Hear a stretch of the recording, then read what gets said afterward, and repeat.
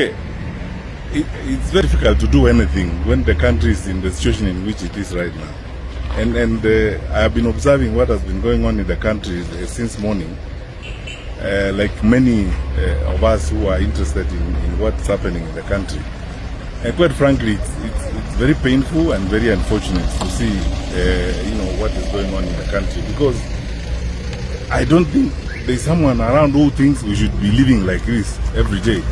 And our young people getting out, expressing themselves, and the level of violence that we have seen, the level of destruction in the country is unbearable. And we cannot pretend that there are no issues. And this has nothing to do with politics. Whatever side of the political divide you belong to, these issues need to be addressed. I keep asking this question: how many lives are we going to lose before we start listening and reasoning with each other? Because what is being asked here really is attention, and then to ensure that we work in an inclusive manner to address the challenges that we face. And we cannot pretend that the challenges don't exist, and then we live as if those who are raising questions, or those who are on the streets, like our young active Kenyans, are just doing it for any other reasons except trying to address the real issues that they deal with on a day-to-day basis. So for me and many of us, really, it's a very, very sad day and very painful. If we were a little more open and more focused in addressing some of these issues, we should not have gotten here this year. Because when this happened last year, there are promises that were made that were never fulfilled. Personally, I've been thinking, actually, and maybe I'll speak about this some more when I get out and start having conversations with people.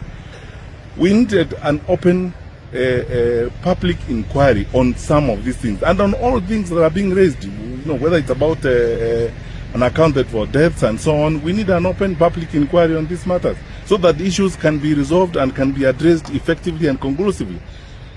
We cannot go on like this, because the question you ask yourself every day is: how many more lives are we going to lose before we start listening and reasoning with each other?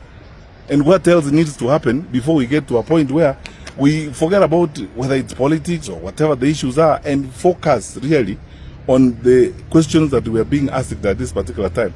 Why must it be that when people ask questions, they are met with either a different attitude, or they are met with violence and so on and so forth? Yet they are basically asking questions, and they're not saying things that are alien to us. They're saying that things that we know and we ought to relate to in an effective manner.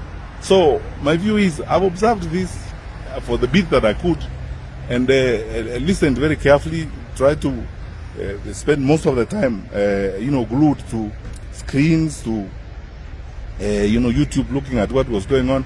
I mean, I've literally spent my day on this particular, and it's because the Gen Z said it's going to be their day. They don't need politicians on the streets and so on. So we have been glued, observing what was happening today. You can hardly do anything. There's nothing you can do when the country is in a situation where it is. We are all on tenterhooks. We don't know what is going to happen, and the level of destruction and violence we have seen across the country.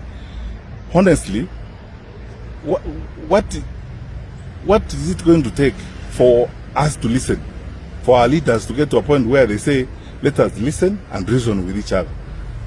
And yet, you see, if this is not conclusively and properly addressed, this round is not going to come to an end. We are going to continue dealing with each other in this kind of manner, all the time.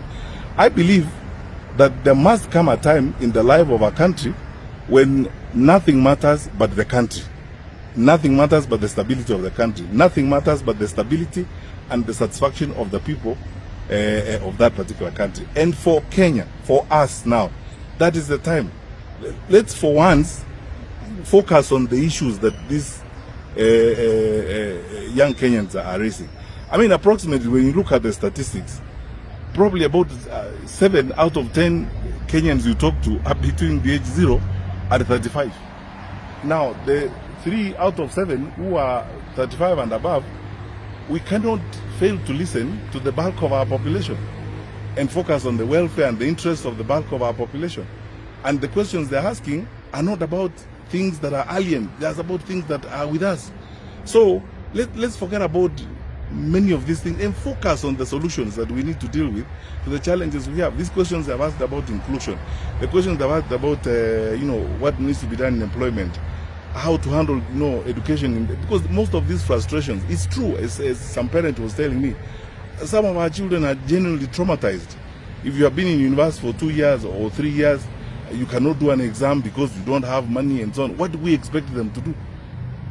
If you have been in school, you are facing a stage exam and you need to move to the next level. Now you don't know whether capitation has come or not. You don't know what is going to be done. What is expected of us? Most of our young people are genuinely traumatized, and this is the result of that. So we can't pretend that all is fine and dandy, and therefore we shouldn't even be raising this issue in the first place, or we start ascribing them to other things. Oh, it's politics, it's so and so. This is why I always say, let us not spend time criticizing, pointing fingers and hurling insults. Let's focus on the issues that we have at hand. That's what we need to do. Thank you.